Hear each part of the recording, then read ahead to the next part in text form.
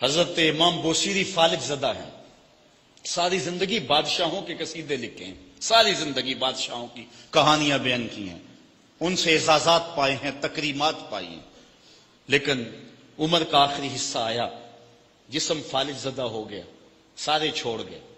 تنہائی، بیماری اور غربت، یہ تین چیزیں اگر اکٹھی ہو جائیں تو ان کو کاٹنا بڑی قیامت ہوتی ہے۔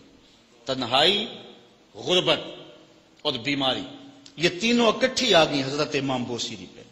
صحت مند کے سارے گاہک ہوتے ہیں، بیمار پڑ گئے تو کوئی پوچھتا ہی نہیں ہے۔ ایک دن خیال آیا، ساری زندگی شہنشاہوں کے قصیدے لکھے، آج اس کا قصیدہ نہ لکھوں جو کائنات کا دولہ ہے۔ اللہ اکبر، قلم پکڑا، پھر حضور کا قصیدہ لکھا۔ یہ قصیدہ بردہ شریف مکمل کیا۔ رات ہوئی، حضرت امام بوصیری سوئے، آقا کریم علیہ السلام تشریف لائے، اور یہ بات ذہن میں رکھیں، حضور نے ارشاد فرمایا، من رآنی فی المنام فقد رآنی فإن الشیطان لا یتمثل بی۔ یہ ابن ماجہ میں 6 طرق سے روایت مروی ہے، ویسے بخاری دیگر کتابوں میں بھی ہے، لیکن ابن ماجہ حجم کے اعتبار سے چھوٹی کتاب ہے، اس میں بھی 6 مرتبہ یہ روایت ہے، باقیوں میں تو بہت مرتبہ یہ روایت آئی ہے۔ ابن ماجہ میں 6 طرق سے یہ روایت ہے۔ حضور نے فرمایا، جس نے مجھے خواب میں دیکھا اس نے مجھے ہی دیکھا، شیطان خواب میں آ کر بھی میری مثل ہونے کا دعویٰ نہیں کر سکتا۔ اچھا، دوسری بات، جس نے حضور کو دیکھا اس نے حضور کو دیکھا، اور جس نے حضور کو دیکھا حضور اس کے خواب میں قصد، ارادے اور مرضی سے آئے۔ میں کسی کے خواب میں جاؤں، آپ کسی کے خواب میں آئیں، نہ آپ کو پتا ہوتا ہے نہ مجھے پتا ہوتا ہے، مجلس سجی ہے، میں گفتگو کر رہا ہوں، اٹھ کے آپ چلے جائیں گے، جا کے سو جائیں، میں خواب میں دوبارہ گفتگو کرتا ہوا پایا جاؤں، مجھے آپ اٹھ کے فون کرے، جناب آج خواب میں آئے تھے، تو مجھے تو نہیں پتا ہوگا، یا آپ کو میں دیکھ لوں دوبارہ تو آپ کو علم نہیں ہوگا، لیکن حضور جس کے خواب میں جائیں قصد، ارادے اور مرضی سے جاتے ہیں۔ تیسری بات، خواب میں کسی کو کچھ کوئی دے تو وہ محض خواب ہوتا ہے۔ لاٹری نکل آئی، کروڑ پتی بن گیا، صبح اٹھیں گے تو کروڑ پتی ہوں گے یا کنگال ہوں گے؟ وہ کیا کسی نے کہا تھا 100 بار میرے ہاتھوں میں تیرا دامن آیا، جب آنکھ کھلی تو اپنا ہی گرے باندھا۔ کچھ نہیں ہوتا، خواب خواب ہوتا ہے، لیکن حضور کو اگر کوئی خواب میں دیکھے اور حضور کچھ عنایت کریں تو وہ محض خواب نہیں ہوتا۔ حضرت شاہ ولی اللہ محدث دہلوی فرماتے ہیں، میرے والد شاہ عبد الرحیم نے خواب میں انہوں نے حضور کو دیکھا تو آقا کریم علیہ السلام نے اپنے 2 منہ مبارک ان کو عطا کیے۔ کہتے ہیں جب اٹھے تو دیکھا کہ منہ مبارک نہیں تھے، تو پھر ان کی کیفیت وہی ہو گئی، اور پھر حضور خواب میں ملے، فرمایا کہ ہم نے تیرے سرہانے کے نیچے رکھ دیے۔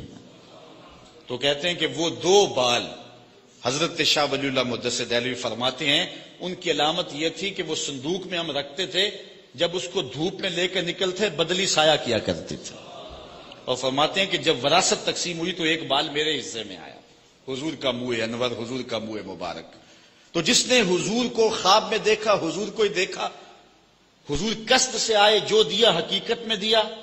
اور چوتھی بات، وہ بخاری کی روایت ہے، حضور فرمایا من رآنی فی المنام فسیرانی فی الیقظہ، جس نے مجھے خواب میں دیکھا نہ قریب جاگتے بھی دیکھ لے گا۔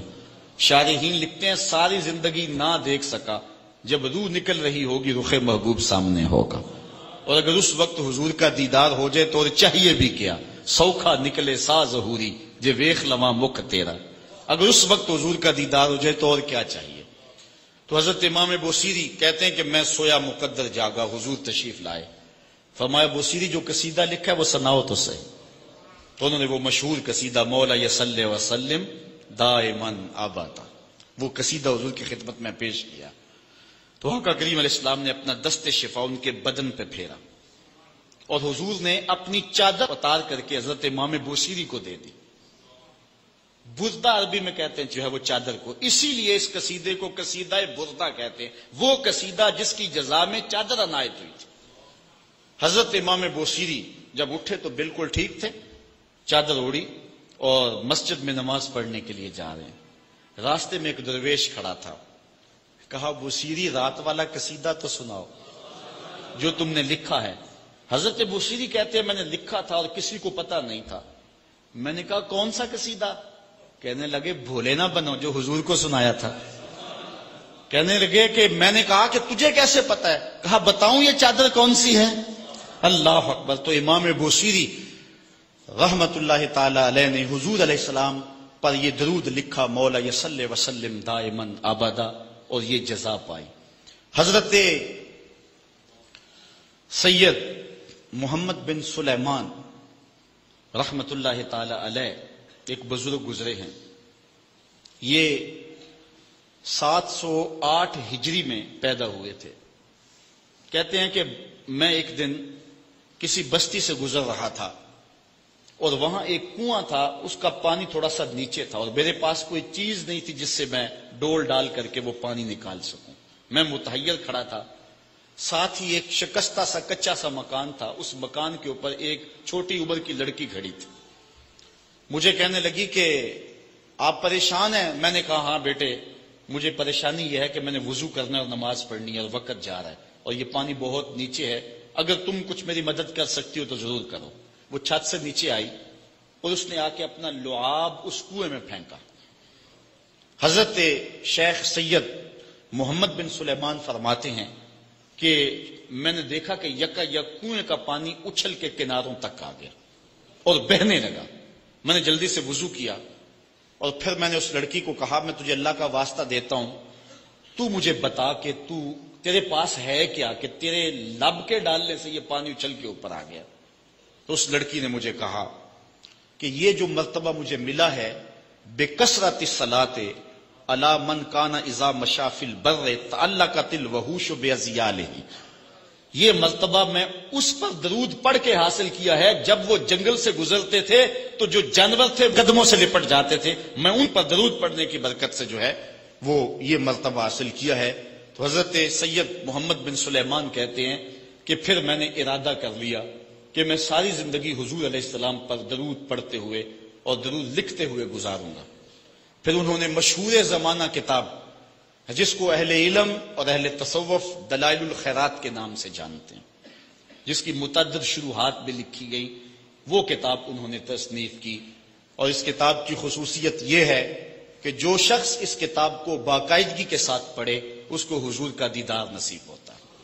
اور اس کتاب کو پڑھنے والے، میں نے ایک روایت میں پڑھا ہے کہ جو شخص حضور علیہ السلام پر کثرت سے درود پڑھے، اللہ تعالیٰ اس درود کی برکت سے اسے تو نوازتا ہے، اس کی اولاد کو اور اس کی اولاد کی اولاد کو، یعنی اس کی نسلوں کو بھی ثواب دیتا ہے۔ تو حضرت سید محمد بن سلیمان نے یہ کتاب لکھ کر کے درود کی زمانے پر احسان کیا، اور آج تک بالخصوص علماء روم کا عمل اس کے اوپر جو ہے وہ کثرت کے ساتھ ہے۔ لیکن یہاں بھی جو ہے وہ ہمارے بر صغیر پاک و ہند میں بھی دلائل الخیرات پر لوگوں کے بہت زیادہ عمل ہے۔ میرے والد گرامی اللہ ان کی قبر پہ کروڑوں رحمت نازل فرمائے، انہوں نے 37 سال تک بلا ناغہ دلائل الخیرات کا وظیفہ کیا ہے، اور یہ جو کچھ بھی ہے وہ کیا کسی نے کہا تھا میں جو کچھ بھی ہوں ان کی توجہ کا روپ ہوں، میری زندگی تیرے پیار کا انعام ہی تو ہے۔ تو یہ سارا فیضان یہ درود شریف کا فیضان ہے جو دروس قرآن کی صورت میں آپ دیکھ رہے ہیں۔ حضرت سید محمد بن سلیمان رحمت اللہ تعالی علیہ کا پھر انتقال ہو گیا اور سوس نامی ایک بستی کے اندر ان کو دفن کر دیا گیا۔ پھر اس کے بعد 77 سال کے بعد ان کو وہاں سے مراکش منتقل کیا گیا، اور آپ کو جب دفن کیا گیا، اور یہ بات اخبار مشہورہ میں سے ہے کہ آپ کی قبر کی مٹی سے درود کی برکت کی وجہ سے کستوری جیسی خوشبو آیا کرتی تھی، اور جب اتنے طویل عرصے کے بعد ان کو قبر سے نکالا گیا تو جب وہ فوت ہوئے تھے تو انہوں نے تھوڑی دیر پہلے حجامت بنائی تھی، اور جب لحد سے ان کو نکالا گیا 77 برس بعد تو ایسے لگتا تھا کہ جس طرح ابھی خط کروایا ہے، اور لوگوں نے ان کے جسم کو انگلی لگا کر کے دیکھا تو جس طرح ایک زندہ شخص کے جسم کو انگلی لگائیں تو خون ہٹ جاتا ہے اور جگہ زرد ہو جاتی ہے، تو ایسے ہی لوگوں نے پایا کہ جگہ زرد ہو گئی، پھر انگلی اٹھائی تو جو ہے وہ پھر وہاں دوبارہ سرخی آنے لگی۔ تو اس شخص نے بتایا کہ یہ دیکھو کیا ہے، تو پھر جو بھی زیارت کرنے آتا وہ انگلی لگا کے دیکھتا اور اس طرح دباتا آپ کی جلد کو، اور وہ زرد ہو جاتی اور پھر دوبارہ خون آتا، تو پھر ان کی زیارت بند کر دی گئی، اور وہاں سوس سے اٹھا کر کے ان کو مراکش کے اندر دفن کیا گیا۔ جو شخص حضور علیہ السلام پہ درود پڑھے تو اس کو حیات جاوداں مل جاتی ہے، اور صاحب درود نبی کا کمال اور مرتبہ کیا ہوگا؟ تو فرمایا ان اللہ وملائکتہ یصلون علی النبی یا ایھا الذین آمنوا صلوا علیہ وسلموا تسلیما۔ آؤ ہم حضور کی بارگاہ میں پورے ادب سے ہدیہ درود پیش کریں۔ الصلاۃ والسلام علیک یا رسول اللہ وعلی آلک واصحابک یا محبوب رب العالمین۔